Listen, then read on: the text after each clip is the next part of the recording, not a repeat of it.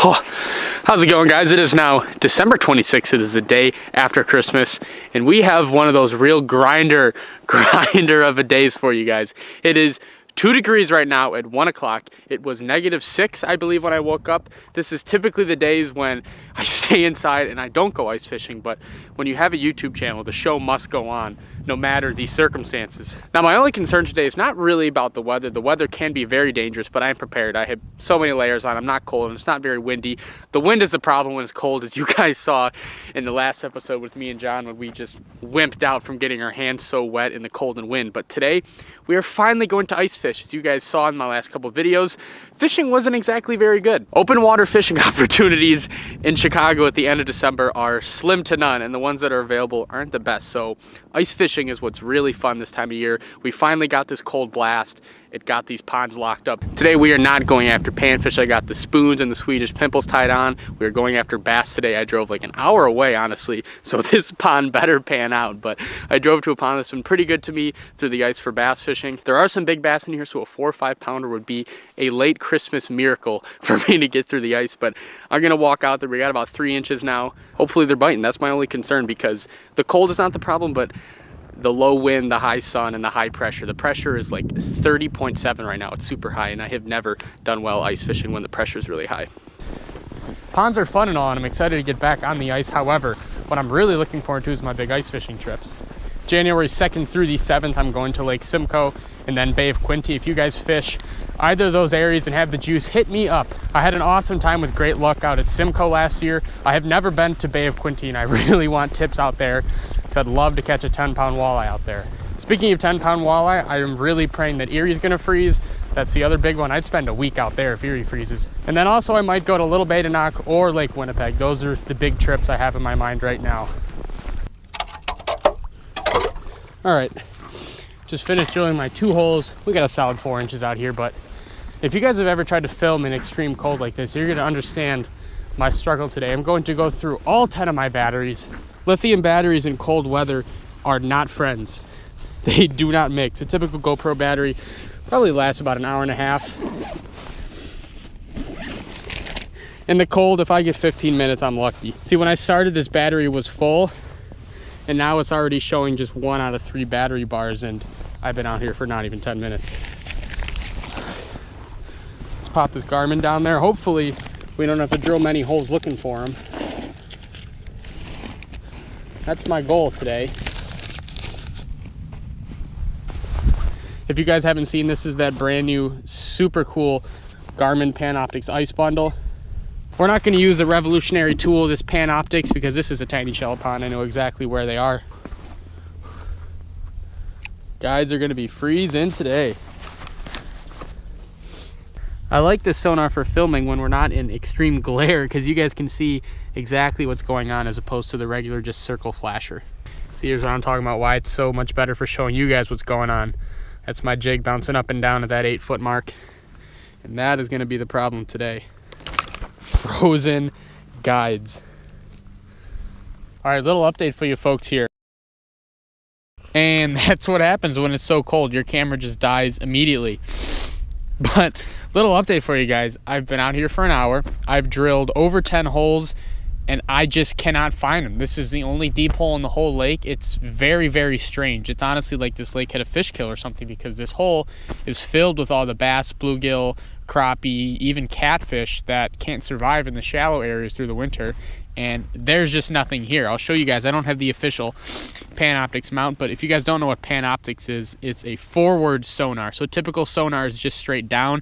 This Panoptix, I'm shooting 35 feet no matter which way this transducer is facing. So it's facing that way right now, and you can see the depth is pretty standard, but I'll go in a circle and there is absolutely nothing down there. Fish will show up as like yellow or red dots on the sonar.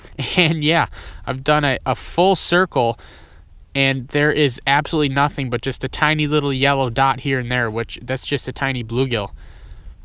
What I should be seeing is very large red dots near the bottom, a little off of it, which would indicate fish, and just absolutely nothing out here. I don't know why. I have not marked a single fish on the traditional down sonar either. It's really strange. It really is just like the lake had a fish kill or something like that. So I am not going to bang my head against the wall here any longer. I'm going to switch lakes. I'm really hoping it's something to do with this pond specifically, and it's just not the fact that this cold front really did shut them down that badly, because they could be just belly on the bottom in the mud, not moving at all. That would not be good. All right, I have made it to my basically old reliable ice pond. If I can't catch fish here, then the fish just are straight up lockjaw, bellies in the dirt, not doing anything on the bottom. This is a pretty small pond, but it's got some pretty big bluegills in it, and it's got a good amount of bass. It's where I caught bare gills, as you guys know, because I have already filmed a video here this winter, and I caught basically as many bluegills as I wanted to through the ice. So if they're not biting on this pond in the first like half hour, then I don't know what to do. Then it might be like a sunrise, sunset bite type of thing, because when you're ice fishing, especially on these like really sunny, cold, high pressure days, the bite can oftentimes be terrible, but there's always a bite window, whether that be sunrise, sunset, like I said. Usually that first light, last light bite is the deal. So there's really not that much light left. So even if it sucks here, I'm gonna stick it out till sunset. First drop, let's see if I can see anything on the screen. Not marking anything yet. I started the day off with a spoon, but quickly went to a small tungsten jig, basically the smallest tungsten jig I have, because when they're finicky through the ice, you got to go small. And okay, there's a mark. There's a good mark. There's the marks. That's what we're looking for. There's some fish. And we got him. Okay, maybe that other pond just sucked, because we got a bass. All right, started the day looking for bass, and we have our first largie of the day. That other pond just obviously sucked. There was something wrong with it. The second he showed up on the screen, he bit. Thank you, bud. Okay, I have a lot more confidence in the day now. That's so strange why that other pond was just off. That's another tip, guys. If you're ice fishing and you're not getting bit, move as much as you can. The more you move, the better chance you give yourself, whether that be move different ponds, move areas of the lake. It's nice to be in the suburbs like this where there's ponds everywhere. So if you don't like the bite you're on, just move ponds. See, look at that. That's perfect example of why I like this graph so much. There's my jig, the little line. That was a fish that came up to it, inspected it, didn't like what he saw, and went back down. Love this graph. Come on, buddy. Look at that. These marks are staying low. See that guy right there? They're staying low. They're not wanting to come up really. They're nice marks. I think I have gotten into a little bass school here. A bluegill is typically not going to be a mark that strong. Or if it is, it's a big bluegill. All right, getting kind of sick of this hole. That one bass is the only thing I pulled out of it in like 15 minutes. So the bite is definitely not good at all, but I'm just gonna keep moving. I need to take my own advice, because I just told you guys when the bite's tough, you need to stay moving, and I've sat on my ass for 15 minutes. So I'm gonna drill a lot more holes and try to get this jig in front of their faces, because I do not think they're moving much at all. All right, and just as I said that, a couple marks appeared on the screen, and this bluegill wanted a piece of it. There's still another mark down there too. Oh, he ate it good too. Of course you did. Got it.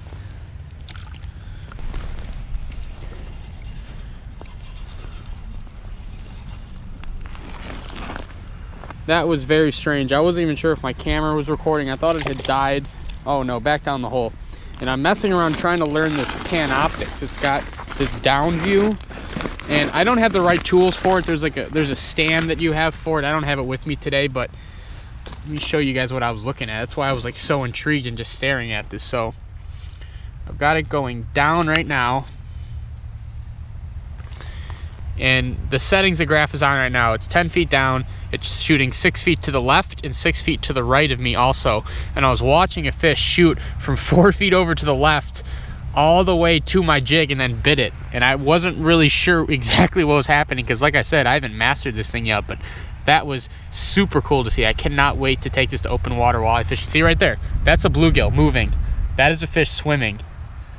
This technology is so badass. Look at that. That is a fish swimming. He's now almost directly down the hole. Let's see if I can try to catch it. That was so cool. That was a fish swimming. And of course, my guides are completely frozen, so I can't get down there. I am never going ice fishing without that Panoptix mount again.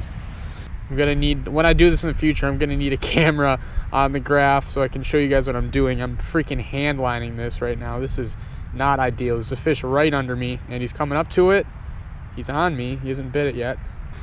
This is the most fun I've ever had ice fishing, just staring at this. It's literally a live video game. You can see there's a fish going down. There's a fish swimming off to the right. There's 3 fish on the graph now. 3 different fish. There's 2 directly under me. Oh, he missed.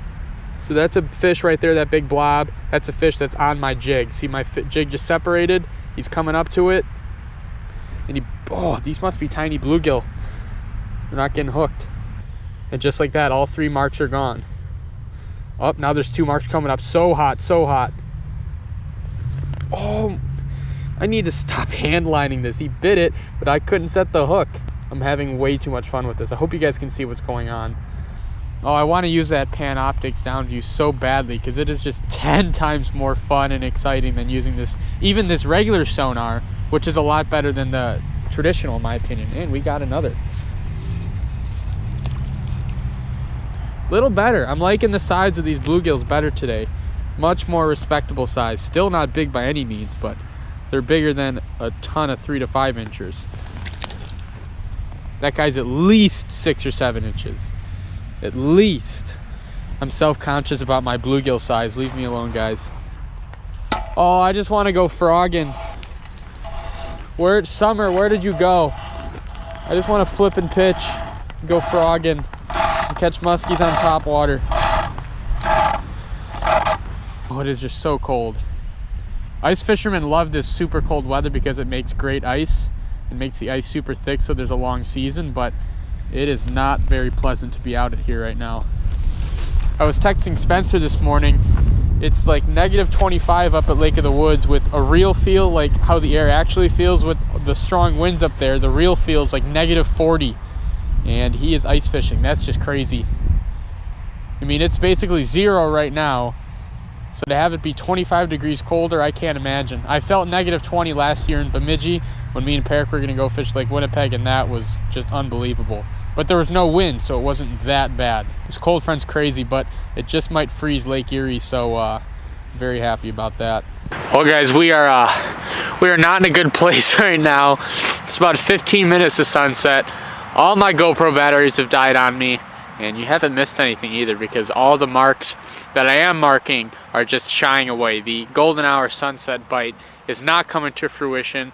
My hands are not in good shape, even through the wool gloves. It's getting colder and colder and colder as the sun goes down. Funny how that works.